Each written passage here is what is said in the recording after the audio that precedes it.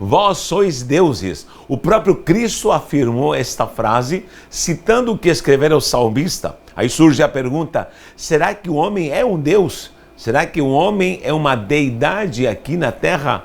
Me acompanhe nesse estudo porque Deus quer falar ao seu coração. Meu nome é Natanael Solis e você está no canal Universidade do Reino. Vamos à lousa para podermos ver esse tema e vamos citar aqui João capítulo 10, quando o próprio Cristo afirma ser Deus. Ele diz, o Pai e eu somos um.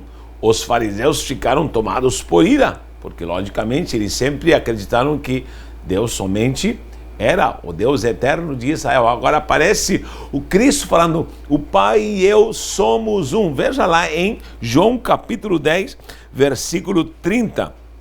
João 10, 30. O Pai e eu somos um. Novamente pegaram os judeus em pedras para lhe atirar. Queriam apedrejá-lo. Disse-lhe Jesus, tendo-vos mostrado muitas obras boas da parte do Pai, por qual delas me apedrejais? Queriam apedrejá-lo. Responderam-lhe os judeus, não é por obra boa, não é pelos sinais, maravilhas que você está fazendo que te apedrejamos, e sim por causa da blasfêmia, pois sendo tu homem te fazes Deus a ti mesmo. Meu Deus, aqui temos a prova que o próprio Cristo nunca ocultou a sua deidade, nunca ocultou ser Deus, ao ponto dos judeus fariseus queriam apedrejá-lo porque ele dizia ser Deus. Meu Deus, isso aí já dá muita conversa e muita gente pode até se confundir e refutar. Mas olha, e aí Jesus traz um contra-argumento, ele diz no versículo 34, replicou-lhe Jesus, não está escrito na vossa lei, está citando o Salmo 82, versículo 6, Salmo 82, já vou anotar isso aqui. Não está escrito na vossa lei, eu disse, sois deuses. Eu disse, sois deuses. Se ele chamou deuses aquele a quem dirigia a palavra de Deus, e a Escritura não pode falhar, então daquele a quem o Pai santificou e enviou ao mundo, ou será ele mesmo, dizeis tu blasfemas, porque declarei, sou filho de Deus. Se não faço as obras de meu Pai, não me acrediteis, mas se faço e não me credes, crede nas obras, para que possais saber e compreender que o Pai está em mim e eu estou no Pai. Muito bom, muito bom. Vamos anotar aqui. Isso está em João, capítulo 10, do versículo 30 em diante. Vou colocar aqui uma setinha, 30 em diante. E o próprio Yeshua, cita o Salmo 82.6, quando diz, vós sois deuses. Vamos ler o Salmo 82.6, olha o que diz aqui. Eu disse, sois deuses, sois todos filhos de Elion. Quando ele fala, eu disse, sois Elohim, está falando para os homens, está chamando os homens de Elohim, gente, no hebraico original. E depois diz, sois todos filhos de Elion. Elohim, vós sois Elohim, e depois fala, sois filhos de Elion. Elion, com M no final, Elion com N, com Elion. Sois filhos de Elion. Aqui essa palavra podemos dizer que é altíssimo, tá bom? Mas sempre a palavra Elohim vai trazer, logicamente, na sua etimologia, a ideia de Deus. O próprio Deus é chamado de Elohim. Bereshit bara Elohim, aparece o próprio Deus, sempre vai aparecer o tetragrama e essa expressão Elohim hebraico. Agora, gente, presta atenção, aqui já está a afirmação do próprio salmista nessa revelação, e o próprio Cristo falando que o homem é Deus. Ele está dizendo que vocês tanto se escandalizam porque eu digo ser Deus, porque vocês se escandalizam querendo me matar, me apedrejar, sendo que na vossa lei está escrito, está declarado, vocês são deuses. Vocês são deuses. Aí surge a pergunta, que tipo de Deus é o homem? Que tipo de deuses? Porque a palavra Elohim já está no plural. Deuses. Deus é Elohim. É Deus. E, logicamente, o Him em si é pluralidade. Então, vocês são deuses. Então, nós temos que ver algo aqui, principalmente na questão da criação, para a gente não se confundir, porque não podemos entrar na mística acreditando que há deuses na terra e nós somos deuses. Mas aqui, a palavra em hebraico em si está se referindo a sermos representação de Deus na terra. Se você vê em Êxodo 7:1, anote aí, Êxodo 7:1, quando Deus fala para Moshe, ele fala assim, é o seguinte, ele fala, Moshe, você será Elohim diante de Faraó. Leia lá e você já perceberá que ali Deus está dando autoridade do próprio Deus ao ponto de ele decretar, dele falar, dele fazer, dele operar segundo a autoridade de Deus. Então, na verdade, essa questão de Elohim não é que o homem é um Deus na terra em si, que vai estar sendo adorado, o homem em si pode ser reconhecido como uma deidade. Não, é uma representação, é uma extensão da deidade. Isso é um grande mistério, gente, porque na criação, há duas coisas que eu sempre ensino. Na criação, quando Deus vai criar o homem, diz que o homem, depois diz, formou o homem. Quando fala criar, diz bará, é a criação. Mas quando fala formou o homem, aí é usada a palavra yotzer. Yotzer é formação. E ali também está a palavra yotzer, que justamente o trabalhar de formação de um oleiro. Yotzer, em hebraico. Yotzer e também yotzer. Yotzer. Estou transliterando para não demorar aqui com o hebraico. Yotzer, yotzer, que é formou o homem. Nessa formação é onde acontece o milagre. Quando Deus pega e formata o homem e vai derramar, ou vai soprar, na verdade, o ruach. E aí o homem recebe a essência do próprio Deus. Mas por que acontece isso? Porque o próprio Deus, em Gênesis 1:26, está aqui, 1:26, ele declara duas palavras, o próprio Deus, que é a palavra para imagem e semelhança. Se você vê Gênesis 1:26, vou anotar aqui, ó. Gênesis 1:26, anota aqui, Aline, ó. Aliás, filma aqui. Essa palavra, primeiro, que é Selem, Sadik, Lamed e Mem Sofit. Selem.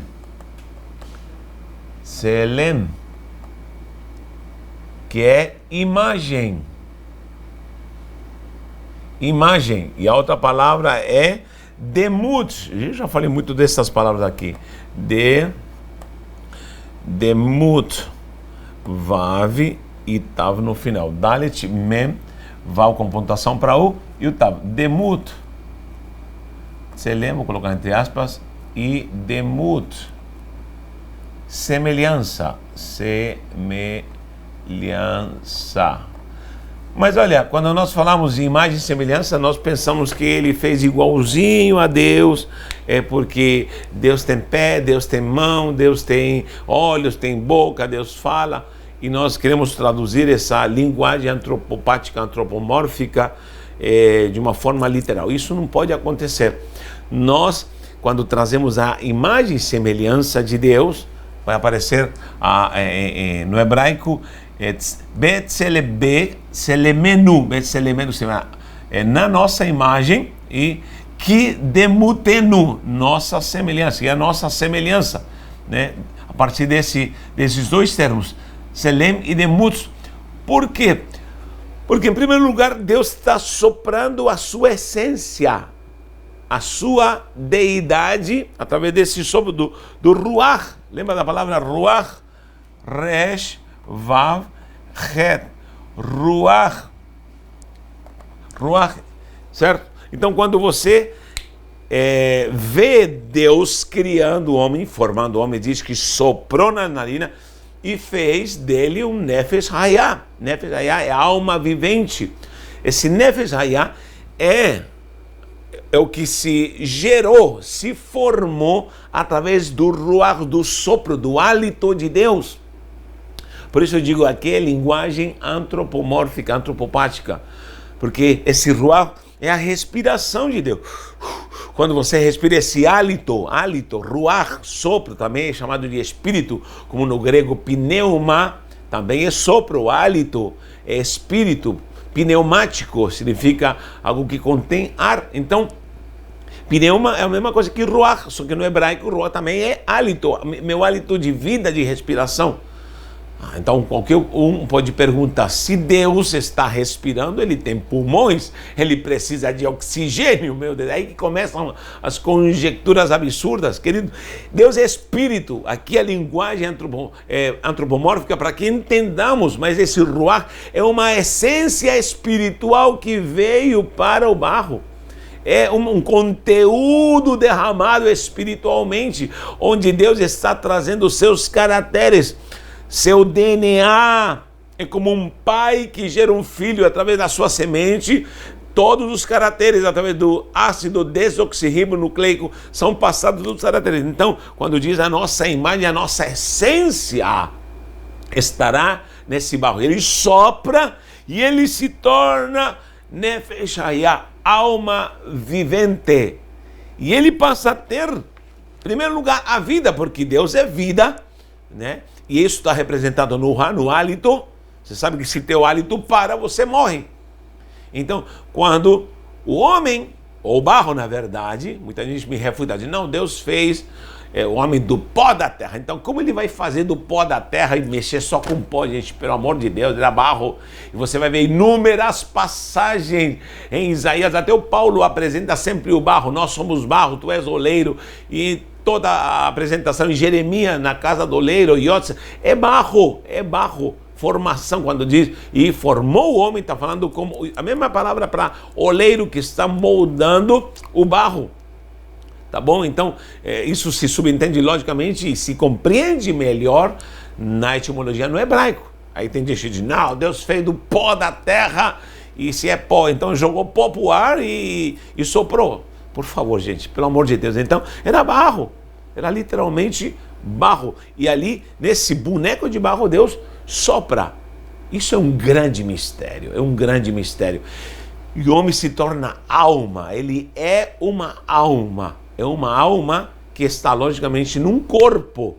Muita gente diz, não, nós somos uma pessoa que tem uma alma. Não, nós somos alma vivente e estamos num corpo. Estamos logicamente, nessa terra, num corpo, uma vez que esse pó volta para o pó, logicamente, essa alma tem um destino, aí já é outro tema. E um dia, logicamente, na ressurreição, esse corpo corruptível da terra se transformará num corpo incorruptível de glória. Bom, isso é a doutrina cristã, para quem acredita na doutrina cristã. Então, quando nós vemos essa essência desse ruach soprando no homem, ele tem atributo do próprio Deus, por exemplo, a própria vida. Deus é vida. Deus tem sentimentos. Deus se ira. Deus se entristece. Deus se alegra. Isso, logicamente, numa dimensão espiritual, é ali colocado nesse barro. O ato de sentir, a própria moral. O homem, logicamente, mesmo que ele queira se afastar de Deus, em qualquer cultura onde não queiram Deus, você vai ver que roubar, matar, são crimes moralmente. Agora, quem ensinou o homem que matar, roubar, enfim, adulterar, fazer coisas erradas é crime? Você pode ir em qualquer cultura do mundo, pode ser onde prega em qualquer cultura ateísta, não vou nem citar aqui para não ter problema, mas olha, qualquer cultura, país que baniu Deus, tirou a palavra de Deus e fala que Deus não existe, agora lá roubar é punido. Por quê? Da onde tiraram essa moral? Logicamente isso está intrinsecamente no homem. O homem já nasceu com isso. A mesma coisa os evolucionistas, os patéticos evolucionistas que dizem que o homem foi evoluindo e foi virando uma beba, um lagarto, depois virou um macaco e foi evoluindo. Gente, presta atenção. E aí a própria ciência se contradiz. Por exemplo, a psicologia diz que é impossível que uma criança que seja isolada dos seus pais, ou da humanidade, como tem crianças que se perderam na floresta e ficaram anos lá, quando as resgataram, essas crianças não sabiam falar. Temos histórias de criança loba, entre aspas, que foi criada por lobos, enfim, e não conseguiu depois falar, foi praticamente impossível falar, porque o cognitivo foi atrofiado, né? E a fase da subconsciência, que dura até os 7 anos, é a necessidade de aprender, de que alguém lhe ensine a falar. Se a criança não aprende a falar nessa idade, dificilmente aprenderá, ou impossivelmente aprenderá quando adulto, perdão. Você está me entendendo? Agora presta atenção, se a comunicação, falar, é algo que deve ser ensinado, A, E, I, você vai ver as crianças pronunciando sílabas, papá, mamãe, e você fica todo orgulhoso. Agora preste atenção, se o homem evoluiu, quem ensinou? Quem ensinou o homem a falar? Por exemplo, o cachorrinho não precisa aprender a latir. Lógico, o processo para caçar um animal da selva, logicamente isso se aprende processualmente. Agora, o que ele é como animal, ele não se aprende. Ele tem um instinto que já faz fazer isso. Agora o homem não. O homem não. O cachorrinho sozinho começa a latir. Agora o homem não. O homem precisará alguém lhe ensinar. Eis a pergunta, se ele evoluiu, quem foi o primeiro que falou? Quem inventou a fala? Então, quando Deus forma e cria o homem, Deus fala com o homem, o davar vem para ele e ele aprende diretamente de Deus. Aliás, o próprio homem criado no Éden, né? O homem criado no Éden, eu já falei, ensinei muito isso. Muitos têm uma figura do homem doente totalmente assim, fora do que é o contexto do hebraico em si, e foge ao nosso pensamento, é algo muito mais profundo. Veja vídeos meus que falam dos mistérios do homem, você vai entender um pouquinho mais como realmente era o homem. O homem era dotado de uma sabedoria impressionante, de virtudes impressionantes, de ciência, usava 100% da capacidade neural do seu cérebro. Então era um homem que tinha virtudes que você nem imagina. Então o homem era diretamente ligado ao próprio Deus. Lógico, quando ele peca, ele perde esses atributos, e mesmo assim Deus o coloca como um administrador. Então aí vem o Elohim, a essência do Elohim, para governar, ou seja, ele era representante de Deus aqui na terra. Era o representante, assim como Moisés foi o representante de Deus aqui diante de Faraó.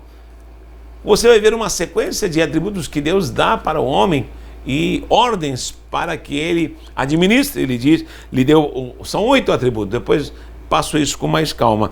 Multiplicar, o atributo de encher, ou a virtude de encher, de sujeitar, de dominar, de sustentar, de cultivar e de guardar. Toda pessoa que tem esses atributos para multiplicação, para encher, para sujeitar, para dominar, são gestões que a pessoa recebe na sua essência como homem, como ser humano, como extensão do próprio Deus. Tudo isso veio de Deus, gente. Isso é algo maravilhoso. A própria razão, o intelecto, a virtude do homem de pensar, embora hoje está atrofiado, o homem está limitado, e logicamente isso é oriundo da queda do homem. O homem tem essa autonomia para ter ciência, conhecimento, razão. Isso veio de Deus, né? A própria sociabilidade, o homem não foi criado para estar só. O próprio Deus disse, não é bom que o homem seja só. O homem é um ser social que se comunica, que precisa ter esposa, marido, filhos e ser criado em família, porque isso é a essência da própria geração do Tselem, da imagem, e depois vem o Demu, da semelhança de Deus, onde aí vem a autoridade do homem, na semelhança vem o poder do homem de fazer. Só que o homem, lógico, se desviou. Agora em Cristo, em Yeshua HaMashiach, nós nos reconectamos a essa essência gloriosa com Deus e fomos regenerados, e agora estamos logicamente ligados a Deus. Mesmo assim, o homem caído, ele é o dominador na terra. É por isso que a terra está desse jeito.